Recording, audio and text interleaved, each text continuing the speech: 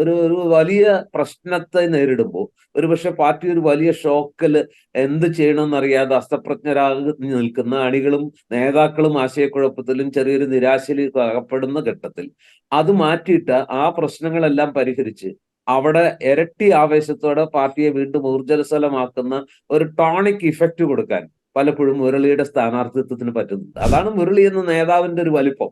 അതായത് മറ്റു പലരും അത്തരം റിസ്ക് എടുക്കാൻ മടിക്കുന്നിടത്ത് മുരളി റിസ്ക് എടുക്കാൻ, പുള്ളിയുടെ എന്താ പറയാ രാഷ്ട്രീയം തന്നെ ഈ റിസ്ക് ടേക്കിംഗ് ആണ്. സഹോദരി സൃഷ്ടിച്ച ആഘാതത്തെ സഹോദരനിലൂടെ മറികടക്കുന്ന, മുള്ളിനെ മുള്ളുകൊണ്ടെടുക്കുന്ന ആ തന്ത്രം, അതൊരു സർജിക്കൽ സ്ട്രൈക്ക് തന്നെയാണ് എന്നുള്ള കാര്യത്തിൽ ഒരു തർക്കവുമില്ല. സ്വാഗതം ഇൻസൈറ്റിലേക്ക് ഒരിക്കൽ കൂടി. കേരളത്തിലെ 16 ലോക്സഭാ സീറ്റിലേക്കുമുള്ള കോൺഗ്രസ് സ്ഥാനാർത്ഥികളുടെ കാര്യത്തിൽ തീരുമാനമായിരിക്കുന്നു. ഇന്നലെ വരെ ചർച്ച ചെയ്തുകൊണ്ടിരുന്ന ചില പേരുകളിൽ, ആ ചില മണ്ഡലങ്ങളിലൊക്കെ വലിയ മാറ്റം, ഡ്രമാറ്റിക്കായ മാറ്റം കോൺഗ്രസ് സ്ഥാനാർത്ഥി പട്ടികയിലുണ്ട്. അതിൽ ഏറ്റവും പ്രധാനപ്പെട്ടത് വടകരയിൽ നിന്ന് കെ മുരളീധരൻ തൃശ്ശൂരിലേക്ക് വരുന്നു എന്നുള്ളതും, വടകരയിൽ നിലവിൽ പാലക്കാട് MLA ആയ ഷാഫി പറമ്പിൽ മത്സരിക്കാൻ വരുന്നു എന്നുള്ളതുമാണ്. ഇന്നലെ പത്മജ വേണുഗോപാൽ BJPയിൽ ചേർന്നത് കോൺഗ്രസിനുണ്ടാക്കിയ ഷോക്കിനെ വളരെ പെട്ടെന്ന് മറികടക്കുന്ന വിധത്തിലുള്ള ഡ്രമാറ്റിക് ആയിട്ടുള്ള ചേഞ്ചാണ് സ്ഥാനാർത്ഥി പട്ടികയിൽ കോൺഗ്രസ് വരുത്തിയത്. ഒരുപക്ഷെ പത്മജയുടെ BJP പ്രവേശനം സൃഷ്ടിച്ച ആ ചെറിയ ഷോക്കിൽ നിന്ന് കോൺഗ്രസ് വളരെ പെട്ടെന്ന് തിരിച്ചു വരുന്ന കാഴ്ച നമ്മൾ കാണുകയാണ് എന്ന് പറയേണ്ടി വരും. നമുക്കൊപ്പം ഇന്നും ഉള്ളത് സീനിയർ ജേർണലിസ്റ്റായ ജോർജ് പൊടിപ്പാറയാണ്. സ്വാഗതം ഇൻസൈറ്റിലേക്ക്.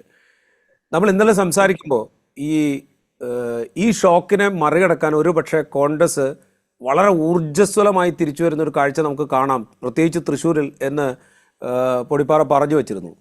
ഏതാണ്ട് അത് തന്നെയാണ് ഇന്ന് സംഭവിച്ചത്, അല്ലെങ്കിൽ ഇപ്പോൾ സംഭവിച്ചുകൊണ്ടിരിക്കുന്നത് എന്ന് പറയാമോ? എന്റെ മനസ്സിലൊരു ചിന്ത ഉണ്ടായിരുന്നു, പക്ഷെ മുരളീധരൻ വരും എന്നുള്ള രീതിയിലല്ല. ഒരുപക്ഷെ ഈ പത്മജ ഷോക്കിനെ മറികടക്കാൻ പാർട്ടി അരയും തലയും മുറുക്കി രംഗത്ത് വരുന്ന, അല്ലെങ്കിൽ എന്തെങ്കിലും ഒരു ഒരു ഒരു എന്താ പറയാ, പ്രവർത്തകരുടെ ആത്മവീര്യം, പ്രവർത്തകരുടെ ആവേശം അത് ഉയർത്തുന്ന രീതിയിൽ എന്തെങ്കിലും ഒരു നടപടി ഉണ്ടാകും, അല്ലെങ്കിൽ ഉണ്ടാകണം എന്ന ഒരു ചിന്തയാണ് എന്നിൽ ഉണ്ടായത്. അതുകൊണ്ടാണ് ഞാൻ പറഞ്ഞത്, ഇത് ഒരുപക്ഷെ ഈ ഷോക്ക് എന്ന് പറയുന്നത് അവരെ സടകുടഞ്ഞ് എഴുന്നേൽക്കാൻ പ്രേരിപ്പിക്കാം. അതായത് പത്മജയെ പോലൊരു നേതാവ്, കെ കരുണാകരന്റെ മകള് ഇങ്ങനെ ഒരു തീരുമാനമെടുത്ത് കോൺഗ്രസിനോട് വിട പറയുമ്പോൾ അത് സൃഷ്ടിക്കുന്ന ആഘാതം അവരിലൊരു എന്താ പറയാ, പ്രതികാര വാഞ്ചയായിട്ട്, അതല്ലാന്നുണ്ടെങ്കിൽ പത്മജയെ എന്ത് വിധേനയും പത്മജയെ തകർക്കുക, BJPയെ തകർക്കുക എന്നൊരു ആവേശമായിട്ട്, അതർവൈസ് വളരെ ഒരു ശരാശരി മത്സരമായിട്ട് പ്രതാപന്റെ സ്ഥാനാർത്ഥിത്വം വലിയ ആവേശമൊന്നും ഉയർത്തിയിട്ടില്ല എന്നുള്ള കാര്യം നമുക്കറിയാം. അതിന്റെ സ്ഥാനത്ത് ഇങ്ങനെ ഒരു ഷോക്ക് വന്നപ്പോൾ അത് മറികടക്കാൻ പ്രവർത്തകരെല്ലാം വർദ്ധിത വീര്യത്തോടെ പ്രവർത്തിച്ചേ മതിയാവും. അതിനാവശ്യമായിട്ടുള്ള ഒരു നടപടി പാർട്ടിയുടെ ഭാഗത്തുനിന്നുണ്ട്. ഇപ്പൊ ഉണ്ടായിരിക്കുന്ന ആരും പ്രതീക്ഷിക്കാത്ത, ഇപ്പൊ നമ്മളൊക്കെ പറയുന്നത് സാധാരണ ഉപയോഗിക്കുന്ന ഒരു ഭാഷയുണ്ടല്ലോ, ഒരു സർജിക്കൽ സ്ട്രൈക്ക്. ഇന്നലെ 2 വാക്കുകളാണ് പ്രധാനമായിട്ടും ഇന്നലെ ഈ ഇതിനെക്കുറിച്ച് ചാനലുകളെല്ലാം, വാർത്താ മാധ്യമങ്ങളെല്ലാം ഉപയോഗിച്ച 2 വാക്ക്. ഒന്ന് ഒരു സർപ്രൈസ് കാൻഡിഡേറ്റ് ലിസ്റ്റ് എന്നും, അതുപോലെ തന്നെ രണ്ടാമത് കോൺഗ്രസിന്റെ ഒരു സർജിക്കൽ സ്ട്രൈക്ക് എന്നുമാണ്. തീർച്ചയായിട്ടും ഈ അതിൽ വന്ന ഒരു കാര്യം നോക്കുക. നേരത്തെ വളരെ പെൻഡിങ് ആയിരുന്ന രാഹുൽ ഗാന്ധി വയനാട്ടിൽ വരുമോ എന്നുള്ള കാര്യത്തിൽ വലിയ ആശങ്കകൾ, അല്ലെങ്കിൽ അസന്നിഗ്ധതകൾ നിലനിൽക്കുന്നു. അതുപോലെ തന്നെ KC വേണുഗോപാലിന്റെ ആലപ്പുഴയിലെ സ്ഥാനാർത്ഥിത്വം സംബന്ധിച്ച് വളരെ അവ്യക്തതയുണ്ടായിരുന്നു. അങ്ങനെ പല ഘട്ടങ്ങളിലായിട്ട് പല തലങ്ങളിൽ ആശയക്കുഴപ്പവും അവ്യക്തതയും നിന്നിരുന്ന സ്ഥാനത്ത് ഒരൊറ്റ രാത്രി കൊണ്ട് കോൺഗ്രസ് ഈ പറഞ്ഞ പ്രശ്നങ്ങളെല്ലാം പരിഹരിച്ച് രാഹുൽ ഗാന്ധിയുടെ വയനാട്ടിലെ സ്ഥാനാർത്ഥിത്വം ഉറപ്പിക്കുന്നു. അതുപോലെ തന്നെ സാക്ഷാൽ പത്മജയുടെ ഷോക്കിനെ മറികടക്കാൻ, അല്ലെങ്കിൽ പത്മജ പാർട്ടിക്ക് നൽകിയ പ്രഹരത്തെ മറികടക്കാൻ, പത്മജയുടെ നാവടക്കുന്ന രീതിയിൽ BJPയുടെ പ്രതീക്ഷകളെ മുഴുവൻ തകർക്കുന്ന രീതിയിൽ പത്മജയുടെ സഹോദരൻ തന്നെ, കെ കരുണാകരന്റെ മകനെ തന്നെ ഈ തൃശ്ശൂർ എന്ന് പറയുന്നവരുടെ സ്വന്തം തട്ടകത്തിലേക്ക് സ്ഥാനാർത്ഥിയായിട്ട് കൊണ്ടുവരുന്നു.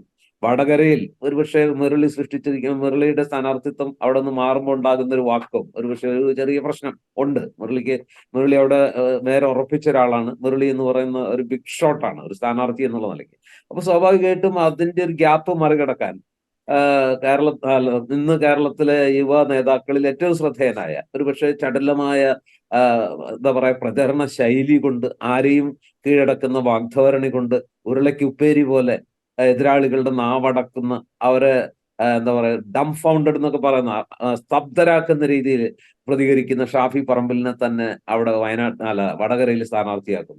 സ്വാഭാവികമായിട്ടും ഇന്നലെ പ്രഖ്യാപിക്കുന്ന അല്ലെങ്കിൽ ഇന്ന് ഈ പറഞ്ഞ എന്താ പറയുക സർജിക്കൽ സ്ട്രൈക്കിൽ നമ്മൾ കണ്ട ഈ പുതിയ സ്ഥാനാർത്ഥിത്വങ്ങൾ സത്യത്തിൽ ഇതുവരെയുള്ള എല്ലാ സ്ഥാനാർത്ഥികളെക്കാൾ മികച്ചവരാണ് ഇപ്പോ വന്നിരിക്കുന്നത് എന്നുള്ളതാണ് പ്രത്യേകത. ഏതെങ്കിലും രീതിയിൽ കോൺഗ്രസിന്റെ സ്ഥാനാർത്ഥി പട്ടികയിൽ എന്തെങ്കിലും പോരായ്മ നമുക്ക് തോന്നിയിരുന്നെങ്കിൽ അതിനെല്ലാം മറികടക്കുന്ന ഒരു ഇഫക്റ്റ് ഒരു ഒരു ഒരു ഞാൻ വിചാരിക്കുന്നത് ശരിക്കും ഒരു വലിയ പൊളിറ്റിക്കൽ ഇമ്പാക്ട്, ഒരു പരിധിവരെ ഒരു മാജിക്കൽ ഇഫക്റ്റ് സൃഷ്ടിക്കുന്ന രീതിയിലുള്ള ഒരു ഒരു ഒരു ആക്ഷനാണ് AICCയുടെ അല്ലെങ്കിൽ സ്ക്രീനിംഗ് കമ്മിറ്റിയുടെ ഭാഗത്തു നിന്ന് ഉണ്ടായിരിക്കുന്നത്. അതിന്റെ ഒരു പ്രതിഫലനം തീർച്ചയായിട്ടും ഇലക്ഷനിലും ഉണ്ടാകും എന്ന് തന്നെയാണ് ഞാൻ വിശ്വസിക്കുന്നത്. കോൺഗ്രസിന് ഇപ്പോ ചെയ്യാവുന്ന ഏറ്റവും മികച്ച എന്താ പറയാ പ്രശ്ന പരിഹാര നടപടി തന്നെയാണ് ഇപ്പോ ഇന്നലെ രാത്രി ഉണ്ടായിരിക്കുന്നത്. ഇതിനേക്കാൾ വലുതൊന്നും കേരളത്തിലെ കോൺഗ്രസ് പ്രവർത്തകർ പ്രതീക്ഷിച്ചിട്ടുമില്ല.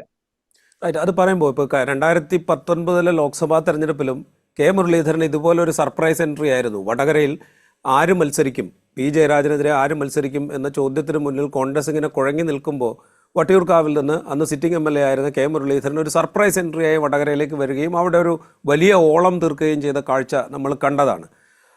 വലിയൊരു വിജയം അവിടെ നേടുകയും ചെയ്തു. പക്ഷേ ആ വിജയത്തിന് മറ്റു കാരണങ്ങളുണ്ടായിരുന്നു. ശബരിമല പോലെയുള്ളൊരു വിധിയുടെ പശ്ചാത്തലത്തിൽ ഉണ്ടായ പ്രശ്നങ്ങളുണ്ടായിരുന്നു LDFന്. ഒപ്പം രാഹുൽ ഗാന്ധി വന്നതിൻ്റെ ഒരു എഫക്റ്റ് ഉണ്ടായിരുന്നു. പക്ഷേ മുരളീധരൻ്റെ എൻട്രി ഒരു എനർജൈസറായി മാറിയിരുന്നു. അതുപോലൊരു എനർജി വീണ്ടും തൃശ്ശൂരിൽ മുരളി സൃഷ്ടിക്കും എന്ന് തന്നെ കരുതണോ? അങ്ങനെ സൃഷ്ടിക്കുകയാണെങ്കിൽ കെ മുരളീധരൻ എന്ന് പറയുന്ന നേതാവിൻ്റെ കോൺഗ്രസിലെ വലിപ്പം ഒരുപക്ഷെ ഇപ്പോൾ ഉള്ളതിനേക്കാൾ വലുതാകാനുള്ളൊരു സാധ്യത അതുമില്ലേ?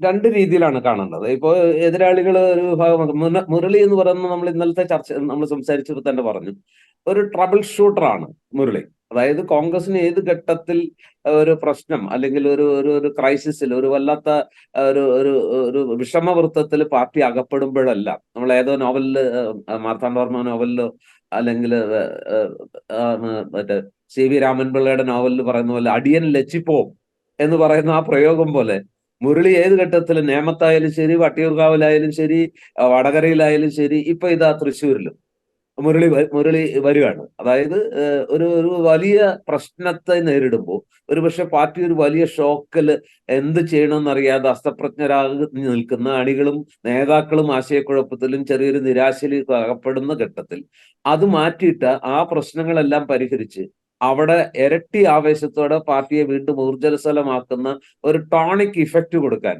പലപ്പോഴും മുരളിയുടെ സ്ഥാനാർത്ഥിത്വത്തിന് പറ്റുന്നുണ്ട്. അതാണ് മുരളി എന്ന നേതാവിന്റെ ഒരു വലിപ്പം. അതായത് മറ്റു പലരും അത്തരം റിസ്ക് എടുക്കാൻ മടിക്കുന്നിടത്ത് മുരളി റിസ്ക് എടുക്കാൻ, പുള്ളിയുടെ എന്താ പറയാ രാഷ്ട്രീയം തന്നെ ഈ റിസ്ക് ടേക്കിംഗ് ആണ്.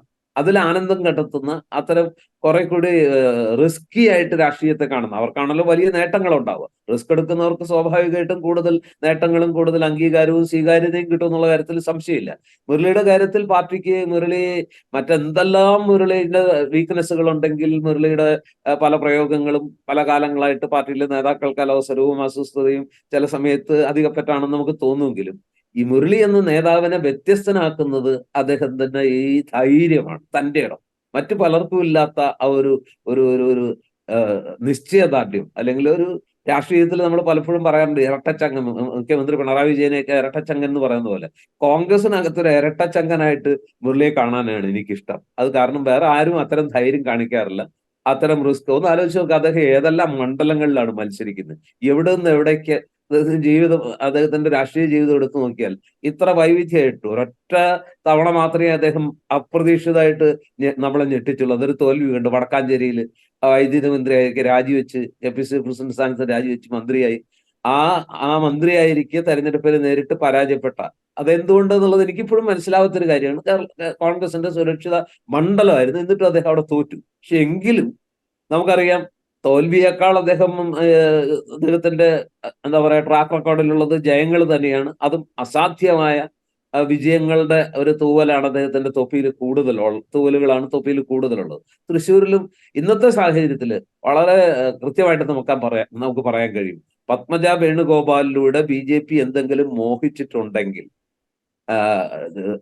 സുരേഷ് ഗോപി എന്ന സ്ഥാനാർത്ഥിയെ ഒരു പടി കൂടി മുകളിലേക്ക് കൊണ്ടുവന്ന് ഒരു പടി കൂടി വിജയത്തിലേക്ക് അടുപ്പിക്കാനാണ് പത്മജയെ റാഞ്ചിയത് എങ്കിൽ അത് ആ മോഹത്തിന് ഏറ്റ കനത്ത ആഘാതമാണ്. ഇതിനേക്കാൾ ശക്തമായ ഒരു മറുപടി നൽകാൻ കോൺഗ്രസിന് കഴിയില്ല. അതിനേക്കാൾ ശക്തമായ ഒരു മറുപടി മുരളിക്ക് തന്നെയാണ് അത് ചെയ്യാൻ സാധിക്കുക. He's the most apt person എന്ന് തന്നെ ഞാൻ പറയും. കാരണം സഹോദരി സൃഷ്ടിച്ച ആഘാതത്തെ സഹോദരനിലൂടെ മറികടക്കുന്ന, മുള്ളിനെ മുള്ളുകൊണ്ടെടുക്കുന്ന ആ തന്ത്രം, അതൊരു സർജിക്കൽ സ്ട്രൈക്ക് തന്നെയാണ് എന്നുള്ള കാര്യത്തിൽ ഒരു തർക്കവുമില്ല. ഇത് പറയുമ്പോഴേ നമ്മൾ ഈ തൃശ്ശൂരിനെ സവിശേഷമായിട്ടെടുത്താൽ, തൃശ്ശൂർ നേരത്തെ മുതൽ തന്നെ ഒരു വലിയ മത്സരം നടക്കുന്ന മണ്ഡലമായി ചിത്രീകരിക്കപ്പെട്ടിരുന്നു. സുരേഷ് ഗോപി നേരത്തെ തന്നെ അവിടെ പ്രചാരണം തുടങ്ങിയിരുന്നു. കഴിഞ്ഞ തെരഞ്ഞെടുപ്പിൽ ഏതാണ്ട് 3 ലക്ഷത്തിനടുത്ത് വോട്ട് പിടിച്ചതുകൊണ്ട് തന്നെ വലിയ ശക്തമായ മത്സരം ഉണ്ടാകും എന്നുള്ള പ്രതീതി ഉണ്ടായിരുന്നു. VS സുനിൽകുമാർ അവിടെ സ്ഥാനാർത്ഥിയായി വന്നതോടുകൂടെ ഇടതുപക്ഷത്തിലും കരുത്തനായ ഒരു സ്ഥാനാർത്ഥി, വളരെ ജനബന്ധമുള്ള, തൃശ്ശൂർ മത്സരിച്ച് ജയിച്ചിട്ടുള്ള, നിയമസഭയിലേക്ക് ജയിച്ചിട്ടുള്ള VS സുനിൽകുമാർ വന്നതോടുകൂടി വലിയ മത്സരം എന്നുള്ളൊരു പ്രതീതി ഉണ്ടായിരുന്നു. അവിടെ ഈ പ്രതാപൻ പോരാ എന്നൊരു പ്രശ്നവും കൂടി ഉണ്ടായിരുന്നു. അതുകൂടിയാണോ ഇപ്പോൾ ഈ ലാസ്റ്റ് മിനിറ്റിൽ ഈ പത്മജയുടെ ഷോക്കിനൊപ്പം ഇതുകൂടി ഒരു ഘടകമായിട്ടുണ്ടോ മുരളിയുടെ എൻട്രിക്ക്? അതായത് ഈ 3 സ്ഥാനാർത്ഥികളെ പരിഗണിക്കുമ്പോൾ പ്രതാപൻ പോരാ എന്നുള്ളതല്ല. പ്രതാപൻ പലപ്പോഴും അത്ഭുതങ്ങൾ സാധിച്ചിട്ടുള്ള, അതായത് അസാധ്യമായത് സാധ്യമാക്കിയിട്ടുള്ളവർ. അദ്ദേഹത്തിന്റെ ചില നിയമസഭാ വിജയങ്ങൾ പരിശോധിച്ചാൽ കോൺഗ്രസിന് ഒട്ടും അനുകൂലം അല്ലാത്ത ചില മണ്ഡലങ്ങൾ, നാട്ടിക പോലുള്ള മണ്ഡലങ്ങളിൽ അദ്ദേഹം നേടിയ വിജയം അത്ര മോശപ്പെട്ട വിജയമല്ല. ഈ പറഞ്ഞ പോലെ വളരെ ശ്രദ്ധിക്കപ്പെട്ട വിജയമാണ്. അങ്ങനെയാണ് പ്രതാപൻ തന്റെ എൻട്രി ഗംഭീരാക്കിയതും തന്റെ ആ ഒരു അസ്തിത്വം പാർട്ടിക്കകത്ത് ഉറപ്പിച്ചത്. പ്രതാപൻ ഒരു മോശം കാൻഡിഡേറ്റ് എന്നുള്ളതല്ല പ്രശ്നം. ഇവിടെ ഈ പത്മജയുടെ ഷോക്ക് എന്ന് പറയുന്നത് അണികളിൽ വലിയ ഒരു നിരാശ സൃഷ്ടിച്ചിരുന്നു. അത് സ്വാഭാവികമായിട്ടും അല്ലെങ്കിൽ തന്നെ കഴിഞ്ഞ തവണ സർപ്രൈസ് എൻട്രി ആയിട്ട് കടന്നു വന്ന് മറ്റു 2 സ്ഥാനാർത്ഥികളും ഏതാണ്ട് 2 ആഴ്ചക്കാലം പ്രചരണം നടത്തിയ ശേഷം വന്ന സുരേഷ് ഗോപി 28% വോട്ട് പിടിച്ചു. യഥാർത്ഥത്തിൽ തൃശ്ശൂർ BJPയുടെ വോട്ട് പെർസെൻറ്റേജ് എന്ന് പറയുന്നത് 15-16% മാക്സിമം. ആ 16-ൽ നിന്ന് സുരേഷ് ഗോപി എന്ന് പറയുന്ന കാൻഡിഡേറ്റ് അദ്ദേഹത്തിന്റെ മികവ് കൊണ്ട്, അദ്ദേഹം BJP ക്യാമ്പിൽ ഉണ്ടാക്കിയ ഒരു ആവേശം കൊണ്ട്, സാധാരണ മനുഷ്യരിൽ സുരേഷ് ഗോപി എന്ന നടനോട്, സുരേഷ് ഗോപി എന്ന വ്യക്തിയോട് ഒക്കെയുള്ള ഒരു അഭിനിവേശവും അതുപോലെ തന്നെ ഒരു ആരാധനയും വോട്ടായി മാറിയപ്പോൾ അത് 16-ൽ നിന്ന് 28-ലേക്ക് അവിശ്വസനീയമായ രീതിയിൽ കുതിച്ചുയർന്നു എന്നുള്ള ഒരു വസ്തുതയാണ്. പക്ഷെ ഇത്തവണ കുറെ കൂടി ഗ്രഹപാഠം ചെയ്ത്, കുറെ കൂടി മുന്നൊരുക്കങ്ങൾ ചെയ്ത്, വളരെ നേരത്തെ തന്നെ എൻട്രി ഉറപ്പിച്ച്, എല്ലാ ബാലപാഠങ്ങൾ അടക്കം ഹോംവർക്കൊക്കെ വളരെ നന്നായി ചെയ്താണ് BJP ഇത്തവണ കളത്തിലിറങ്ങുന്നത്. അവർ തന്നെ പറയുന്നത് പോലെ തെരഞ്ഞെടുപ്പിന് കഴിഞ്ഞ തവണ വിജയപ്രതീക്ഷയൊന്നും ഇല്ലാത്തത് കൊണ്ട് മുന്നൊരുക്കങ്ങളിൽ ഞങ്ങൾ അത്ര ശ്രദ്ധിച്ചില്ല. വോട്ട് ചേർക്കൽ അടക്കമുള്ള ഇലക്ഷൻ നടപടികളിൽ ആ ഒരു കാര്യമായ ശ്രദ്ധ പതിപ്പിച്ചില്ല. പക്ഷെ ഇത്തവണ അതൊക്കെ വളരെ ഭംഗിയായി ചെയ്തു. അതുകൊണ്ട് ഞങ്ങൾക്ക് കുറെ കൂടി ആത്മവിശ്വാസമുണ്ട്. 28% എന്ന് പറയുന്നത് ഒരു 4%, 5% കൂട്ടിയെടുക്കാൻ, അല്ലെങ്കിൽ എങ്ങനെയെങ്കിലും ഒരു 35%-ലേക്ക് എത്തിക്കാൻ കഴിഞ്ഞാൽ അവർക്ക് വിജയിക്കാൻ പറ്റും. പക്ഷെ അവിടെ ഒരു അരിത്തമെറ്റിക് നമുക്ക് കാണാൻ കഴിയുന്നതെന്ന് വെച്ചാൽ, തൃശ്ശൂരിലും 15-16% മുസ്ലിം വോട്ടർമാരുണ്ട്. ആ മുസ്ലിം വോട്ടുകളിൽ BJPക്കോ സുരേഷ് ഗോപിക്കോ കാര്യമായ ഒരു ഇൻറോഡ് ഉണ്ടാക്കാൻ പറ്റില്ല. അപ്പൊ ആ വോട്ടുകൾ മാറ്റി നിർത്തിക്കൊണ്ട് വേണം സുരേഷ് ഗോപിക്ക് ഈ 35% വോട്ട് കരസ്ഥമാക്കാൻ എന്നുള്ള ഒരു പ്രശ്നമുണ്ട്. ഇപ്പൊ പ്രതാപനോ അല്ലെങ്കിൽ മുരളിക്കോ അതും അല്ലെങ്കിൽ സുനിൽകുമാറിനോ ഈ 35% വോട്ട് വാങ്ങേണ്ടത് 100 വോട്ടിൽ നിന്നാണെങ്കിൽ, സുരേഷ് ഗോപിക്ക് ഈ 35% വോട്ട് വാങ്ങേണ്ടത് 85-86% വോട്ടിൽ നിന്നാണ് ഈ 35%. അപ്പൊ കുറച്ചുകൂടി ഒരു ടൈറ്റ് കോമ്പറ്റീഷൻ, അവരെ സംബന്ധിച്ചിടത്തോളം വെല്ലുവിളി കുറെ കൂടി വലുതാണ്. ഈ സാഹചര്യത്തിൽ കഴിഞ്ഞ തവണ വലിയ ഭൂരിപക്ഷത്തിൽ പ്രതാപൻ ജയിച്ചു. അത്തരം അനുകൂല സാഹചര്യങ്ങൾ ഇക്കുറി അദ്ദേഹത്തിനില്ല. മാത്രമല്ല, അദ്ദേഹത്തിന്റെ പ്രകടനത്തെക്കുറിച്ച് പാർട്ടിക്കകത്ത് ചെറിയ ആശയക്കുഴപ്പങ്ങൾ, അണികൾക്കിടയിൽ പ്രതാപൻ പ്രതീക്ഷയ്ക്കത്ത് ഉയർന്നില്ല, അവരുടെ സങ്കല്പത്തിലുള്ള ഒരു MP ആകാൻ അദ്ദേഹത്തിന് കഴിഞ്ഞില്ല എന്നുള്ള ചെറിയ ചെറിയ അടക്കം പറച്ചിലുകളും ചെറിയ എന്താ പറയുക വിസ്പറിംഗ് ക്യാമ്പയിനൊക്കെ പാർട്ടിക്കുള്ളിൽ പല ചെറിയ അളവിലോ വലിയ അളവിലോ പ്രതാപനെതിരെ ഉണ്ട്. ഇപ്പോ മുരളി എന്ന സ്ഥാനാർത്ഥി വരുമ്പോൾ, അതും പത്മജയുടെ ഈ വലിയ ഷോക്കിന് ശേഷം മുരളി വരുമ്പോൾ, ഇത്തരം ഈ അടക്കം പറച്ചിലുകളും വിസ്പറിംഗ് ക്യാമ്പയിനും ഒക്കെ അവിടെ വെച്ച് അവസാനിക്കുകയാണ്. മുരളി എന്ന് പറയുന്ന കാൻഡിഡേറ്റിന് ഇത്തരം നെഗറ്റീവ്സ് ഒന്നുമില്ല. അദ്ദേഹത്തിനുള്ളത് പാർട്ടിയുടെ നിരുപാധികമായ, സ്വാഭാവികം പോലും അല്ല, അതായത് പാർട്ടിയെ ഏതെങ്കിലും രീതിയിൽ സ്നേഹിക്കുന്നുണ്ടെങ്കിൽ, പാർട്ടി ജയിക്കണം എന്ന് ആഗ്രഹിക്കുന്ന എല്ലാവരും മുരളിക്ക് വേണ്ടി തീവ്രതയോടുകൂടി പ്രതാപിന് വേണ്ടി വർക്ക് ചെയ്യുന്നതിന്റെ എത്രയോ മടങ്ങ് ആവേശത്തോടെ വർക്ക് ചെയ്യും. ഞാൻ പറഞ്ഞത് അത് ആ ഷോക്കാണ് ഇന്നലെ പത്മജ സൃഷ്ടിച്ചത്. ആ ഷോക്കിൽ നിന്ന് ഉയരുന്ന ഒരു പ്രതികാര വാഞ്ച, ആ ഷോക്കിൽ നിന്നുണ്ടാകുന്ന എങ്ങനെയും ജയിച്ചേ തീരൂ എന്നുള്ള ഒരു തീവ്രമായ ത്വര അല്ലെങ്കിൽ തൃഷ്ണ, ഇതെല്ലാം ഇന്നലത്തെ കൊണ്ട് കോൺഗ്രസ് പ്രവർത്തകരിലേക്ക് വന്നു. അതിനെ ശരിക്കും ഉൾക്കൊള്ളുന്ന രീതിയിൽ, ആ സ്പിരിറ്റിനെ പൂർണ്ണമായിട്ടും ആവാഹിക്കുന്ന രീതിയിലുള്ള ഒരു തീരുമാനം കോൺഗ്രസ് നേതൃത്വത്തിൽ നിന്നുണ്ടായി, ഹൈക്കമാൻഡിൽ നിന്നുണ്ടായി, സംസ്ഥാന നേതൃത്വത്തിൽ നിന്നുണ്ടായി. അതുകൊണ്ടാണ് വടകരയിലെ ഏറ്റവും മിടുക്കനായ സ്ഥാനാർത്ഥിയെ തൃശ്ശൂരിലെ ഈ എന്താ പറയാ ജീവൻ മരണ പ്രസ്റ്റീജ് അഭിമാന പോരാട്ട വേദിയിലേക്ക് അംഗത്തലവനായി കച്ചമുറുക്കി തൃശ്ശൂരിലേക്ക് കൊണ്ടുവരുന്നത്. അതൊരു ചെറിയ ഇമ്പാക്റ്റ് അല്ല സൃഷ്ടിക്കുക. അത്തരം ചില ഒരു ആവേശമാണ് എലക്ഷന്റെ ആ ഒരു ഷേപ്പ് തന്നെ, അല്ലെങ്കിൽ പ്രചരണത്തിന്റെ പോരാട്ടത്തിന്റെ രൂപം തന്നെ മാറ്റിക്കളയാം. അത്തരം ഒരു രൂപമാറ്റം, അത്തരം ഒരു പുതിയ വിധാനത്തിലേക്ക്, പുതിയൊരു തലത്തിലേക്ക്, ആവേശത്തിന്റെ കൊടുമുടിയിലേക്ക്, ഉദ്വേഗത്തിന്റെ ആ ഒരു ഏറ്റവും ക്ലൈമാക്സിലേക്ക് ഈ തൃശ്ശൂരിലെ തെരഞ്ഞെടുപ്പിനെ എത്തിച്ചു എന്നിടത്താണ് ഇന്നലത്തെ തീരുമാനത്തിന്റെ ഏറ്റവും വലിയ പ്രസക്തി എന്ന് എനിക്ക് തോന്നുന്നു. ഇത് പറയുമ്പോൾ ഈ രണ്ട് തീരുമാനങ്ങൾ, ഒന്ന് വടകരയിൽ നിന്ന് മുരളിയെ തൃശ്ശൂരിലേക്ക് കൊണ്ടുവരുന്നത്, വടകരയിൽ ഷാഫിയെ മത്സരിപ്പിക്കുന്നത്, ഷാഫി പറമ്പലിനെ മത്സരിപ്പിക്കുമ്പോൾ കോൺഗ്രസ് അതൊരു സാമുദായിക സന്തുലനത്തിൻ്റെ ഭാഗം കൂടിയായിട്ടാണ് ഷാഫിയുടെ സ്ഥാനാർത്ഥിത്വം വരുന്നത്. അത് കോൺഗ്രസ് സാധിച്ചെടുക്കുന്നു. ഈ രണ്ട് സ്ഥാനാർത്ഥികളും, അല്ലെങ്കിൽ പർട്ടിക്കുലറായി മുരളിയുടെ തൃശ്ശൂരിലെ എൻട്രി, കോൺഗ്രസിൻ്റെ മൊത്തം സ്ഥാനാർത്ഥി ലിസ്റ്റിന് അല്ലെങ്കിൽ കോൺഗ്രസിന് കേരളത്തിൽ അങ്ങോളം ഇങ്ങോളം ഒരു എനർജി ഉണ്ടാക്കുന്നുണ്ടോ? ഇപ്പൊ എനർജിയുടെ കാര്യത്തിൽ ഇപ്പൊ മുരളിയുടെ തൃശ്ശൂരിലേക്കുള്ള വരവ് പത്മജ ഷോക്കിനുള്ള ഏറ്റവും വലിയ മറുപടിയാണെങ്കിൽ, ഇപ്പോ കോൺഗ്രസ്സുകാരെ ഏറ്റവും കൂടുതൽ ആഗ്രഹിച്ചിരുന്ന, UDF ഏറ്റവും കൂടുതൽ ആഗ്രഹിച്ചിരുന്നത് വയനാട്ടിലെ രാഹുലിന്റെ സ്ഥാനാർത്ഥിത്വം തന്നെയാണ്. ഒരുപക്ഷെ കഴിഞ്ഞ തവണത്തെ അത്രയും ഇമ്പാക്ട് രാഹുലിന്റെ വയനാട്ടിലെ സ്ഥാനാർത്ഥിത്വം സൃഷ്ടിച്ചിട്ടില്ലെങ്കിൽ പോലും ഒരു രാഹുൽ ഇഫക്റ്റ് സ്വാഭാവികമായിട്ടും ഉണ്ടാകും എന്നുള്ളത് ഉറപ്പാണ്. രാഹുലിന്റെ presence, that itself is an achievement എന്ന് പറയുന്ന പോലെ, അദ്ദേഹത്തിന്റെ സാന്നിധ്യം തന്നെ അറിയാതെ UDF ക്യാമ്പുകളിൽ ഉണ്ടാക്കുന്ന ആ ഒരു എന്താ പറയാ ഒരു സവിശേഷമായ ഒരു ഇമ്പാക്റ്റ് ഉണ്ട്, ഒരു എനർജി ഉണ്ട്. ആ എനർജി അവിടെ വന്നു കഴിഞ്ഞു രാഹുലിന്റെ സ്ഥാനാർത്ഥിത്വത്തിലൂടെ. അതുപോലെ ഇപ്പൊ KC വേണുഗോപാൽ ആലപ്പുഴയിൽ മത്സരിക്കും, അവിടെയും കഴിഞ്ഞ തവണയില്ലാത്ത ഒരാവേശമുണ്ട്. ഇനിയിപ്പോ നമുക്ക് തോന്നും ഈ വടകരയിൽ നിന്ന് മുരളിയെ മാറ്റിയാൽ വടകരയിലെ സാധ്യതയെ ബാധിക്കില്ലേ? വടകരക്കാർക്ക് മുരളിക്ക് നൽകുന്ന ഒരു സ്വീകാര്യത ഷാഫി പറമ്പലിന്. ഇത് രണ്ടുപേരും രണ്ട് തരം ശൈലിയുടെ ഉടമകളാണ്. മുരളീധരൻ ഒരു എന്താ പറയാ അതിശക്തനായിട്ടുള്ള, പരിണതപ്രജ്ഞനായ, സീസൺഡ് ആയിട്ടുള്ള, മെച്യൂർ ആയിട്ടുള്ള ഒരു പൊളിറ്റീഷ്യനാണ് കോൺഗ്രസിൽ.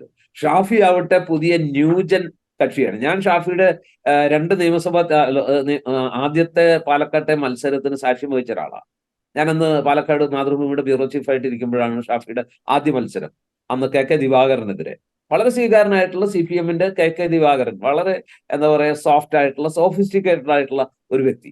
അദ്ദേഹത്തിനെതിരെ ഷാഫിയുടെ ആ എൻട്രി, ഷാഫി പ്രചരണത്തിൽ കാണിച്ച ഒരു ചടുലത, ആ ന്യൂജൻ ആളുകളെ സ്വാധീനിക്കാൻ കോളേജ് ക്യാമ്പസുകളിലൊക്കെ ഷാഫി ജീൻസും അതുപോലെ തന്നെ മോഡേൺ ഡ്രസ്സും ഒക്കെ അടിച്ച് എന്താ പറയാ മതിലുകളൊക്കെ ചാടിക്കിടന്ന് ക്ലാസ് റൂമുകളിൽ നിന്ന് ക്ലാസ് റൂമിലേക്ക് ഇങ്ങനെ ആ പാഞ്ഞ, അതൊക്കെ അന്നത്തെ പ്രചരണ രംഗത്ത് വലിയ ഒരു ഓളം സൃഷ്ടിച്ചതാണ്. ഇപ്പോഴും ഷാഫി സ്റ്റിൽ യങ് ആണ്. വടകരക്കാർക്ക് ഇതുവരെ പരിചിതം അല്ലാത്ത ഒരു പ്രചരണ ശൈലി ഷാഫിക്ക് അവിടെ കൊണ്ടുവരാൻ പറ്റും. അപ്പൊ അതുകൊണ്ട് തന്നെ ശൈലജ ടീച്ചറുടെ മാതൃഭാവത്തെ, യുവത്വത്തിന്റെ ആ ഒരു ആവേശ കാഴ്ച കൊണ്ട്, ആവേശ തുടിപ്പ് കൊണ്ട് ഷാഫിക്ക് ഒരുപക്ഷെ മറികടക്കാൻ കഴിഞ്ഞു എന്ന് വരാം. അല്ലെങ്കിൽ ഒപ്പത്തിനപ്പോൾ ഒരു പോരാട്ടം ഷാഫിക്ക് തീർച്ചയായിട്ടും, രണ്ട് ശൈലികൾ തമ്മിലുള്ള പോരാട്ടമാണ്. നിയമസഭയിലെ ഏറ്റവും മികച്ച പ്രകടനം കാഴ്ചവെക്കുന്ന സാമാജികരിൽ ഒരാളാണ് ഷാഫി. മാത്രമല്ല ഏത് വിഷയത്തെക്കുറിച്ചും ആധികാരികമായിട്ട് സംസാരിക്കാൻ കഴിയുന്ന ഒരാളാണ് ഷാഫി.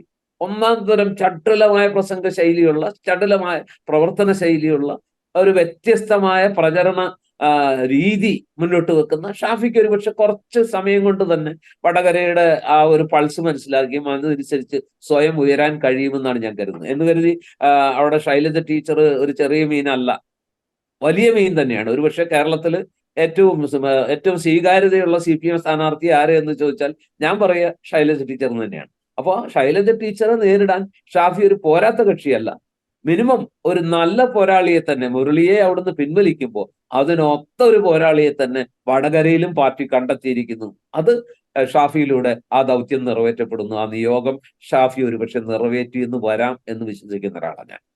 ഇത് പറയുമ്പോൾ ഇപ്പോൾ രാഹുൽ ഗാന്ധി വയനാട്ടിൽ, കെ.സി. വേണുഗോപാൽ ആലപ്പുഴയിൽ, ഇത് രണ്ടും വരുമ്പോൾ പാർട്ടിയുടെ ഏറ്റവും പ്രധാനപ്പെട്ട രണ്ട് നേതാക്കൾ, അതായത് ഇപ്പോൾ ഇന്ത്യ മുന്നണിയുമായി ബന്ധപ്പെട്ട ചർച്ചകൾ നടത്തണമെങ്കിൽ, അല്ലെങ്കിൽ കോൺഗ്രസിൻ്റെ ഇതര സംസ്ഥാനങ്ങളിലെ സ്ഥാനാർത്ഥി നിർണയം, മറ്റ് കാര്യങ്ങൾ, പ്രചരണം, ഇതിനൊക്കെ നേതൃത്വം നൽകേണ്ട രണ്ട് പേർ ഇവിടെ ഒരേ സമയം സ്ഥാനാർത്ഥികളാക്കുക എന്ന് പറയുന്നത് ദേശീയ തലത്തിൽ, ഞാൻ കേരളത്തിലെ കാര്യമല്ല പറയുന്നത്, ദേശീയ തലത്തിൽ കോൺഗ്രസിന് ചെറുതല്ലാത്ത പ്രശ്നങ്ങൾ സൃഷ്ടിക്കില്ല. കാരണം കെ.സി. വേണുഗോപാൽ എന്ന് പറയുന്നത് സംഘടനാ ചുമതലയുള്ള ജനറൽ സെക്രട്ടറിയാണ്. ഇന്ത്യയിലാകെയുള്ള കോൺഗ്രസ് സംഘടനയുടെ കാര്യങ്ങൾ ദിവസേന അല്ലെങ്കിൽ മണിക്കൂറുകൾ എന്ന നിലയ്ക്ക് ഇടപെടുകയും പ്രവർത്തിക്കുകയും ചെയ്യേണ്ട ആളാണ്. അവർ രണ്ടുപേരും, രാഹുൽ ഗാന്ധിയും കെ.സി. വേണുഗോപാലും ഇവിടെ നിന്ന് മത്സരിക്കുമ്പോൾ അത് ദേശീയ തലത്തിൽ കോൺഗ്രസിനൊരു ചെറുതല്ലാത്ത പ്രയാസം ഉണ്ടാക്കില്ലേ?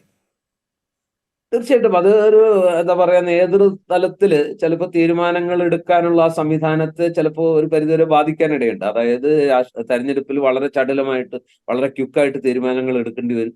അതിനുള്ള ആ ഒരു ചുമതലയുള്ള ആള് മത്സര രംഗത്തേക്ക് പോവുക, പ്രചരണ രംഗത്തായിരിക്കുക. പകരക്കാരന് അതേ ആ ഒരു എന്താ പറയാ, ആത്മവിശ്വാസം ഒരുപക്ഷെ ഉണ്ടായിന്ന് വരില്ല. പക്ഷെ ഇതൊരു ജീവൻ മരണ പോരാട്ടമാണ്. ആലപ്പുഴ സീറ്റിൽ ഏറ്റവും വിജയസാധ്യതയുള്ള സ്ഥാനാർത്ഥി ആര് എന്ന ചോദ്യത്തിന് കോൺഗ്രസിന് മുമ്പിൽ ഒരൊറ്റ ഉത്തരവേ ഉള്ളൂ, അത് കെ.സി. വേണുഗോപാലാണ്. അത് കഴിഞ്ഞ തവണ 20-ൽ 19 നേടിയപ്പോഴും കോൺഗ്രസിനോട് മുഖം വീർപ്പിച്ച മണ്ഡലമാണ് ആലപ്പുഴ. അവിടെ മാത്രമാണ് നേരിയ വ്യത്യാസത്തിൽ തോറ്റുപോയത്. ആ ആലപ്പുഴ തിരിച്ചു പിടിക്കാൻ ഏറ്റവും അനുയോജ്യനായ സ്ഥാനാർത്ഥിയാണ് കെ.സി. വേണുഗോപാൽ എന്നുള്ള കാര്യത്തിൽ ആർക്കും സംശയമില്ല.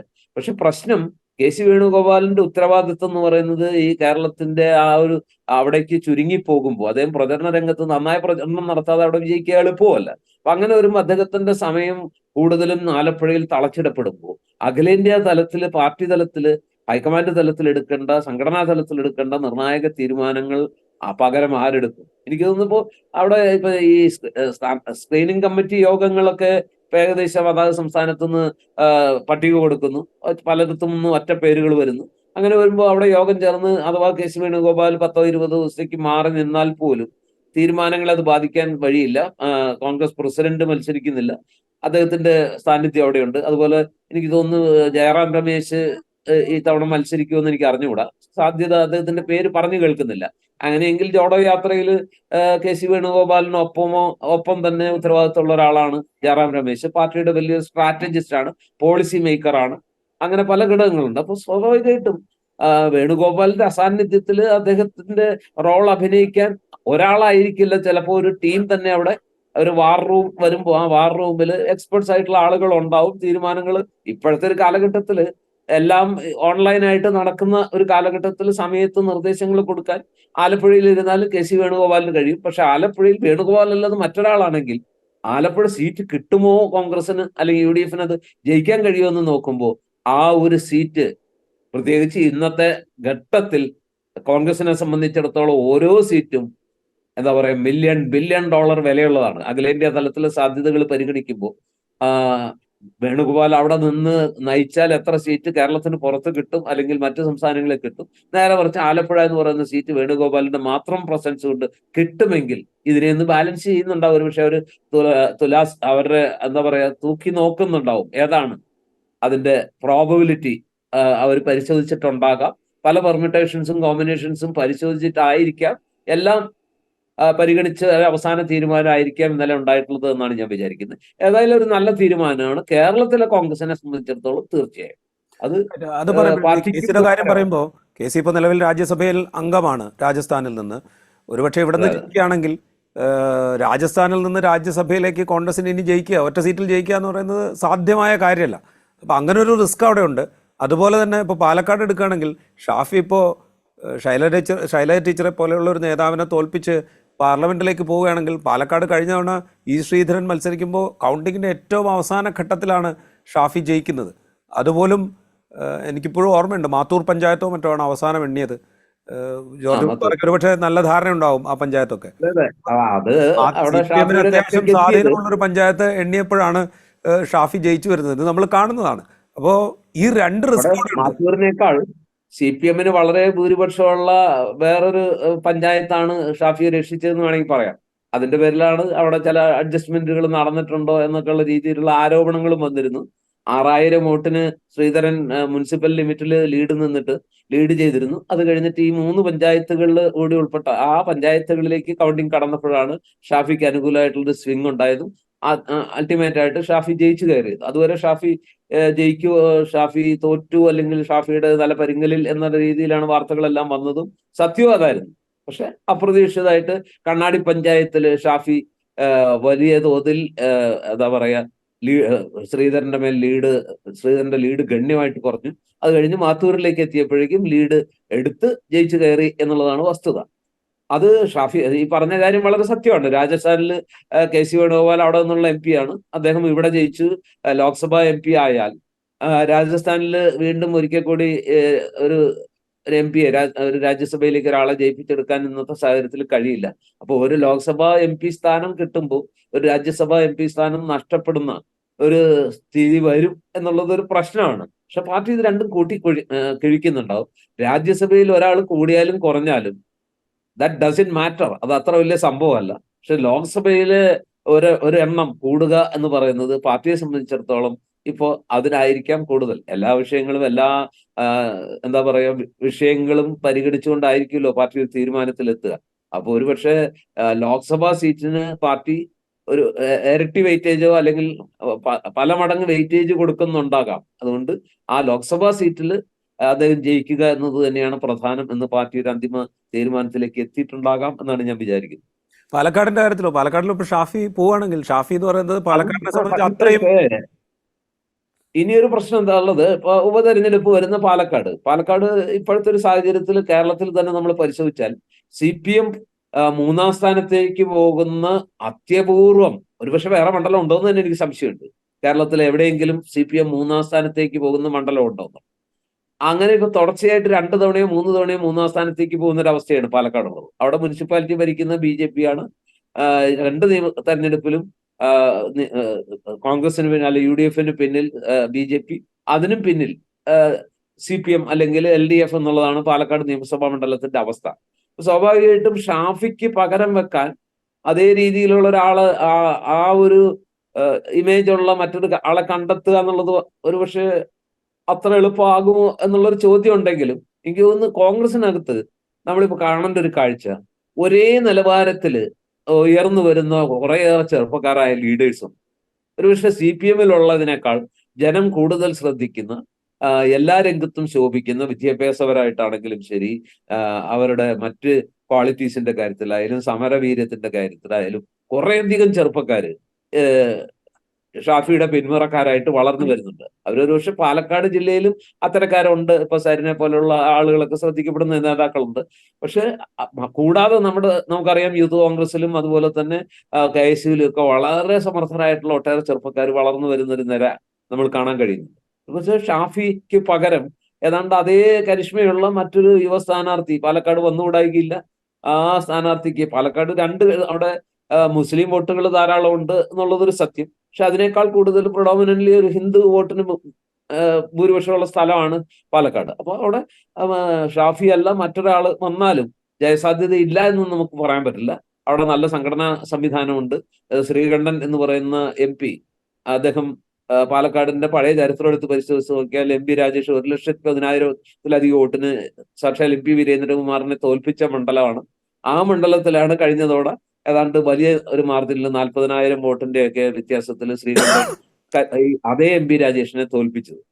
അപ്പോൾ സ്വാഭാവികമായിട്ടും പാലക്കാട് അതിനു മുമ്പൊരു തെരഞ്ഞെടുപ്പിൽ നമുക്കറിയാം സതീശൻ പാച്ചേനി ഈ MP രാജേഷ് ആയിട്ട് തോൽക്കുന്നത് വളരെ നേരിയ 1,800 വോട്ടിനോ മറ്റാണ്. അപ്പൊ പാലക്കാട് ഭൂരിപക്ഷത്തിനാണ് MP രാജേഷ് വളരെ നേരിയ വ്യത്യാസത്തിലാണ്. അപ്പൊ പാലക്കാട് ഇപ്പോൾ സത്യം പറഞ്ഞിട്ടുണ്ടെങ്കിൽ അതൊരു LDF ബാസ്റ്റിയൻ അല്ലെങ്കിൽ അതിന്റെ ഒരു പൊന്നാവരം കോട്ട എന്നുള്ള വിശേഷണം അത്ര യോജിക്കാത്തൊരു സ്ഥലമായി മാറിയിട്ടുണ്ട്. അപ്പൊ അതുകൊണ്ട് അവിടെ UDF-ന് ശക്തമായ സംഘടനാ സംവിധാനമുണ്ട്, വേരോട്ടമുണ്ട്. BJP-ക്കും സാമാന്യം നല്ല വേരോട്ടമുണ്ട് അല്ലെങ്കിൽ സ്വാധീനമുണ്ട്. അപ്പൊ പാലക്കാട് ഒരു അതിശക്തമായിട്ടുള്ള ഒരു നിയമസഭാ മണ്ഡലത്തിലൊരു തെരഞ്ഞെടുപ്പ് വന്നാൽ അതൊരു ശക്തമായിട്ടുള്ള തെരഞ്ഞെടുപ്പ് പോരാട്ടമായിട്ട് മാറും. അത് ജയിക്കോ തോൽക്കോ എന്നുള്ളത് നമുക്കിപ്പോ പറയാൻ പറ്റില്ല. മാത്രമല്ല ഇപ്പൊ അതൊരു പാർട്ടി അതൊരു പരിഗണിക്കുന്ന പ്രോബബിലിറ്റി മാത്രമാണ്. അതായത് ഈ ലോക്സഭാ തെരഞ്ഞെടുപ്പിന്റെ പ്രോബബിലിറ്റി. റിസൾട്ട് എന്താണോ അതിനെ ആസ്പദമാക്കി സംഭവിക്കാൻ സാധ്യതയുള്ളൊരു കാര്യം മാത്രമാണ്. ഇനിയിപ്പോ അഥവാ തോറ്റാലും ആ ഉപതെരഞ്ഞെടുപ്പ് വരുമ്പോഴേക്ക് ഏതാണ്ട് നിയമസഭയുടെ കാലാവധി ഒരു 4 വർഷത്തിലേക്കൊക്കെ, അല്ലെങ്കിൽ 3.5 വർഷമോ 4 വർഷത്തിലേക്ക് കടക്കുന്ന ഒരു ഘട്ടത്തിലായിരിക്കും. അവിടെ ഒരു തോൽവിയോ വിജയമോ ഒന്നും നിലവിലുള്ള ഭരണത്തെയോ ഒന്നും ബാധിക്കാനും പോകുന്നില്ല. അതൊക്കെ പാർട്ടി പരിഗണിക്കുന്നുണ്ടാവും. പക്ഷെ ലോക്സഭ തെരഞ്ഞെടുപ്പ് എന്ന് പറയുന്നത് ഇപ്പോഴത്തെ ഒരു സാഹചര്യത്തിൽ അതുപോലെ അല്ലല്ലോ. ദിസ് ഈസ് എന്താ പറയാ, ഒരു ഒരു ഒരു പ്രസ്റ്റീജ് ഫൈറ്റ് ആണ്, ഒരു ഡു ഓർ ഡൈ ബാറ്റിലാണ്. അതുകൊണ്ട് പാർട്ടി അതിന് ഞാൻ നേരത്തെ പറഞ്ഞ വെയിറ്റേജ് ലോക്സഭാ സീറ്റുകൾക്കാണ് പാർട്ടി കൊടുക്കുന്നതെന്ന് വേണം കരുതാൻ. അതുകൊണ്ടായിരിക്കും ഇത്തരം പരീക്ഷണങ്ങൾക്ക് മുതിരുന്നത്. അത്തരം പരീക്ഷണങ്ങൾ LDFും ധാരാളം നടത്തിയിട്ടുണ്ടല്ലോ. സിറ്റിംഗ് MLA മാരെ ധാരാളം പേരെ പലരെയും മത്സരിപ്പിക്കുന്നത് LDFും ചെയ്യുന്നുണ്ട്. അപ്പോൾ UDFും അത്തരം ഒരു പരീക്ഷണം നടത്തുന്നു എന്നേ കാണാൻ പറ്റൂ. അവസാനമായ ഒരു കാര്യം, ഈ സ്ഥാനാർത്ഥി പട്ടിക ആ, എന്താ പറയുക, കോൺഗ്രസിനെ സംബന്ധിച്ച് ഇപ്പോൾ അവൈലബിൾ ആയ ഏറ്റവും മികച്ചൊരു സ്ഥാനാർത്ഥി പട്ടിക എന്ന് പറയാൻ സാധിക്കും. അതായത് ഏറ്റവും ഒടുവിൽ നടത്തിയ പരീക്ഷണം അവർക്ക് നടത്താവുന്ന ഏറ്റവും ഗംഭീരമായ, ഏറ്റവും കൃത്യമായ, പ്രിസൈസ്, അതായത് എന്താ പറയാ, ഒരു സർജിക്കൽ സ്ട്രൈക്ക് എന്ന് പറഞ്ഞാൽ അത്രയും പ്രിസിഷനോടുകൂടി ആക്യുറസിയോടെ നടത്തിയ ഒരു രാഷ്ട്രീയ സ്ട്രൈക്ക് തന്നെയാണ്. പക്ഷെ അതിനു മുമ്പുള്ള 12 സീറ്റുകളിൽ പല സീറ്റുകളിലും നിലവിൽ മത്സരിക്കുന്ന ചില സ്ഥാനാർത്ഥികളെയൊക്കെ സംബന്ധിച്ച് ഞാൻ ഇനിയിപ്പോ പേരുകൾ പറയുന്നതിൽ കഥയില്ല, ചില മണ്ഡലങ്ങളും എടുത്തു പറയേണ്ട കാര്യമില്ല. നമുക്കൊക്കെ അറിയാവുന്ന രീതിയിൽ ചില മണ്ഡലങ്ങളിലെങ്കിലും വോട്ടർമാർക്കിടയിൽ പല മുഖങ്ങൾ, ഇപ്പൊ മത്സരിക്കുന്ന സ്ഥാനാർത്ഥികളിൽ പലരുടെ ചില മുഖങ്ങളെങ്കിലും ആവർത്തന വിരസത സൃഷ്ടിക്കുന്നുണ്ട്. അതിൻ്റെതായ ഒരു അസ്വസ്ഥതയും അതുപോലെ തന്നെ അസംതൃപ്തിയും വോട്ടർമാരിലുണ്ട് എന്നുള്ളതൊരു വസ്തുതയാണ്.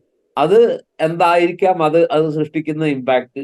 അവിടെയൊക്കെ വീണ്ടും ഈ ഈ പരിണതപ്രജ്ഞര് വിജയിച്ച് കയറുമോ എന്നുള്ള കാര്യത്തിലൊക്കെ നമുക്ക് കാത്തിരുന്ന് കാണേണ്ടി വരും. അതുകൊണ്ട് ആസ് എ ഹോൾ ഈ പറഞ്ഞ രണ്ട് പാർട്ടികളുടെയും പട്ടിക, LDFന്റെയും UDFന്റെയും പട്ടിക പരിശോധിക്കുമ്പോൾ വളരെ സ്ട്രെങ്ത്തും ഉണ്ട്, വീക്ക്നെസ്സും ഉണ്ട്. അതില് സ്വാഭാവികമായിട്ടും ഈ എക്സ്പീരിയൻസ് കൊണ്ടൊക്കെ ഇതാണ് UDFന്റെ പട്ടികയെ നമുക്ക് കുറച്ച് കാണാൻ പറ്റില്ല. പക്ഷെ എങ്കിൽ പോലും ചില മണ്ഡലങ്ങളിൽ ചില സ്ഥാനാർത്ഥികൾ ക്കാൾ വിജയസാധ്യതയുള്ള പല പേരുകളും ഉയർന്നു വന്നിരുന്നു. ആ പരീക്ഷണത്തിന് പാർട്ടിക്ക് ചില പ്രത്യേക സാഹചര്യങ്ങളിൽ ഒരിടത്ത് തൊട്ടാൽ പിന്നെ മൊത്തത്തിൽ അഴിച്ചു പണിയേണ്ടി വരും എന്നുള്ളത് കൊണ്ടാണോ, ഭൈമി കാമുകരുടെ എണ്ണം കൂടുന്നുള്ളത് കൊണ്ടാണോ, ഉള്ള സമാധാനം നഷ്ടപ്പെടുമെന്ന് തിരിച്ചറിഞ്ഞിട്ടാണോ അറിയില്ല.